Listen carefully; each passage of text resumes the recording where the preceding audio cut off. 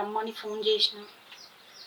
ఆమె వచ్చి రాఖీ కడితే ఈయన కట్టించుకుంటాడో లేదో, ఎంత గొడవ చేస్తాడో ఏమో. ఆమె వచ్చి రాఖీ కడితే నేను మా తమ్మునికి రాఖీ కట్టబోవాలి. భయం అవుతుంది. అరే తిరుపతి, మీ చెల్లె లోకం మీద లేని తప్పు చేసిందారా? ఇష్టమైన లగ్గం చేసుకున్నది. పండుగల కోపం ఎందుకురా? ఫోన్ చేసి రమ్మని రాఖీ కట్టించుకో. రేయ్, నాకు చెల్లె ఎక్కడిదిరా? నా దృష్టిలో అది ఆనాడే చచ్చిపోయింది. మళ్ళీ పండుగ వచ్చింది, మళ్ళీ చెల్లెం విలువ అని ఎందుకురా మాట మాట మళ్ళా చేస్తావు నాకు?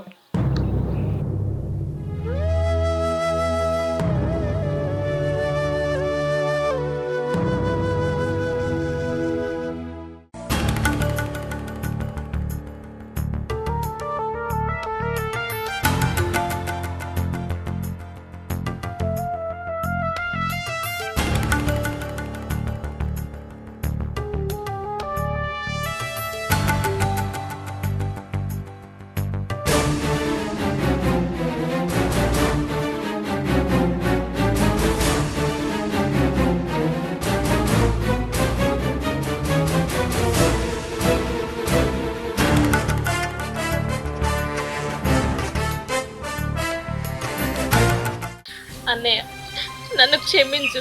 నేను తప్పు చేసిన అన్నయ్య. మేమిద్దరం ఇష్టపడ్డాం, అందుకే పెళ్లి చేసుకున్నాం. ఈ విషయం నీకు చెప్పాలని ఎంతో ట్రై చేసిన అన్నయ్య, కానీ నాకు భయం అయింది. నిన్ను మోసం చేసిన అన్నయ్య, నన్ను క్షమించు అన్నయ్య. నన్ను ముట్టుకోకు. ఎప్పుడైతే నన్ను కాదని నీకు నచ్చినతోటి నీ మెల్లో పసుపు తాడు కట్టించుకున్నావో ఆ రోజు నీ మెల్లో ఉరితాడయ్యానే. ఎందుకయ్యా అంత కోపం? ఆమె తెలియక చేసింది. ఆమె తప్ప ఆమె ఒప్పుకున్నది కదా. పండుగ పూట ఆడబిడ్డ ఇంటికి వస్తే ఆమెను ఏడిపించుకుంటే మనకే మంచిది కాదు. నీకు తెలుసు కదా నీ చెల్లెకు నువ్వంటే ఎంత ఇష్టమో. ఆమెను ఇప్పటికైనా క్షమించయ్యా, కొంచెం అర్థం చేసుకో. నార్మల్ ఊళ్ళో నన్ను చూసి 10 మంది తల దించుకొని బతారే. అసొంటి జగబట్టి ఆ 10 మంది ముంగట నేను తల తీసుకొని బతకాల్సి వస్తుంది.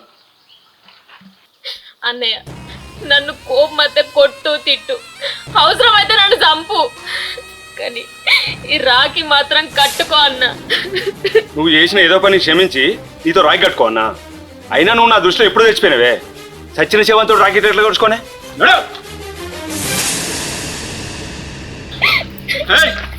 దాన్ని ముట్టుకున్నావో నువ్వు కూడా ఇంట్లోకి వెళ్ళి బయటకు వెళ్ళాల్సి వస్తుంది.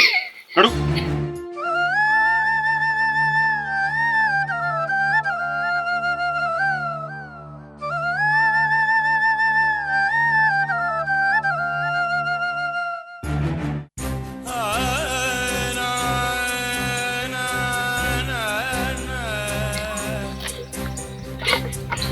Ha ha ha.